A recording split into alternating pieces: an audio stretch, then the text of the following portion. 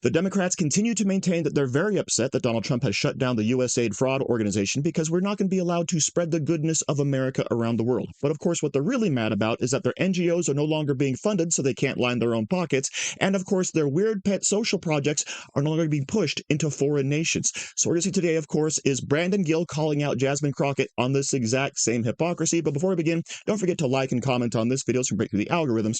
Here we go. My Republican colleagues have a weird fetish with dictators or wannabe dictators. So it should not come as a surprise that they're here attacking global democracy programs. For 6 decades, USAID has been vital in reducing global poverty and hunger, helping to resolve health threats like the Ebola outbreak, which reached Dallas, where I represent, in 2014, and countering regional threats from Russia and China.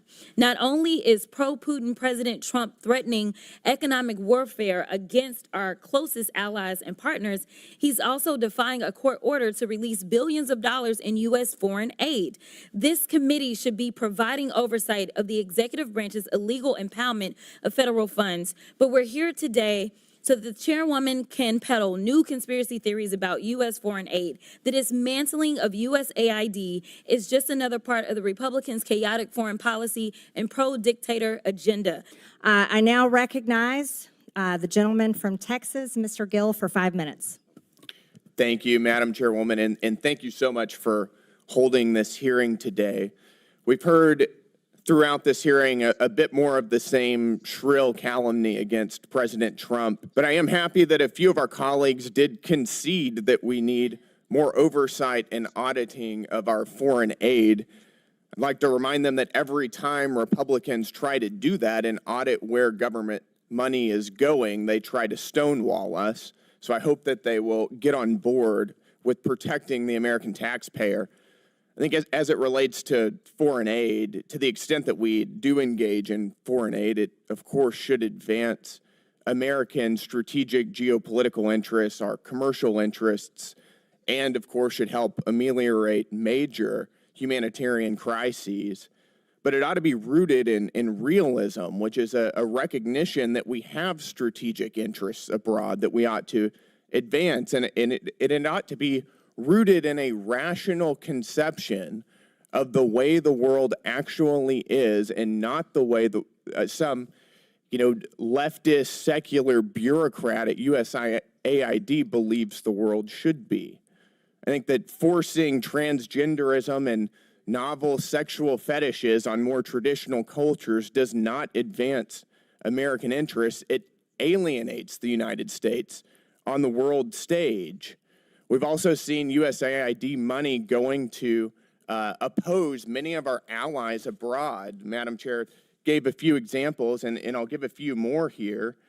We've seen USAID money funding efforts to influence elections in India against Prime Minister Modi. We've seen our ally Hungarian Prime Minister Viktor Orban accusing USAID of funding left-wing media outlets that are opposing him. We've seen USAID give $12.5 million just last year to the American Near East Refugee Agency, whose staff openly called for violence against Jews. The Refugee Agency also funded projects of the Unlimited Friends Association, which is a proxy organization for Hamas. This is not advancing our strategic interests abroad, and these are not promoting American values. Mr. Unger, I've got a couple questions for you. You've mentioned USAID as representing American ideas in action. Is that right? Yes. Do you think that spending $2 million for sex changes and LGBTQ activism in Guatemala is a reflection of American values? The information that you are using is yes so no? faulty that it doesn't it's a yes or no question. USAID projects. No, that is a direct description of what we're spending our tax dollars. Do you think that sex changes and LGBTQ activism in Guatemala is an accurate reflection of American values abroad? Is that it's a yes data or no coming question. from Doge? Is that a yes or a no? What I want to understand this is a yes or no question. Doge? Because they counted the same USAID program 3 times. You're not going to filibuster. Reclaiming my time here. We'll go to another one. How about $1.5 million to promote job opportunities for LGBTQ individuals in Serbia. Is that a reflection of American values? Providing job opportunities for allies around the world is absolutely in the interest of the American people. Well, I would like to maybe challenge you, if you really believe in promoting DEI, I've got about 20 seconds left, then in giving jobs to somebody based on their minority status or the color of their skin or their sexual proclivities, you might want to consider stepping down from your job and giving it to somebody who has more minority points than you do. Well, if that were what With that, I DEI yield. is about, My time maybe is I would, over. but it's I'm not what yielding. it's about. Brandon Gill always makes these House hearings incredibly entertaining, okay? But let's go ahead and talk about American aid around the world. If all we were doing was feeding starving children, if all we were doing was helping out countries after natural disasters, if all we were doing was fighting the spread of communism and dictatorships, right?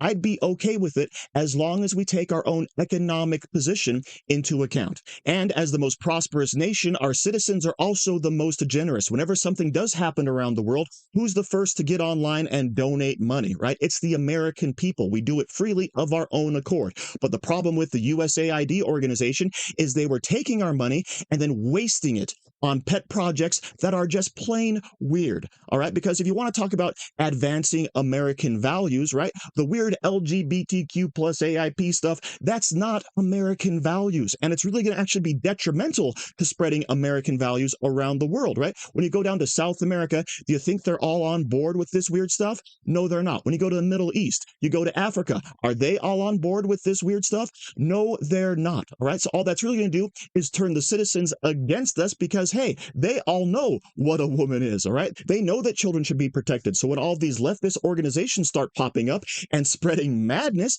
that's only going to make them hate America, right? Which is the exact opposite of what we want to have happen if we're actually trying to spread American values, okay? But of course, Jasmine Crockett calls all of these conspiracy theories, okay? This isn't really happening, even though we have receipts, right? We know exactly what organizations this money was going to because thank goodness we had Doge looking into it. But when the witness there, Mr. Unger, is actually called out on all of this stuff, he's going to go ahead and deny and obfuscate and pretend, this is all fine and good, okay? But of course, I love the part at the end where Brandon Gill says, hey, if you actually believe in all this DEI stuff, right, and giving jobs to people who don't necessarily warrant having that job, they don't have the skills, you should really give up your job to one of these set-upon communities because that's what DEI is all about, right? But of course, we've got the big denial. That's not what it is, but I would gladly do it if it were, but it's totally not, so I get to keep my job, all right?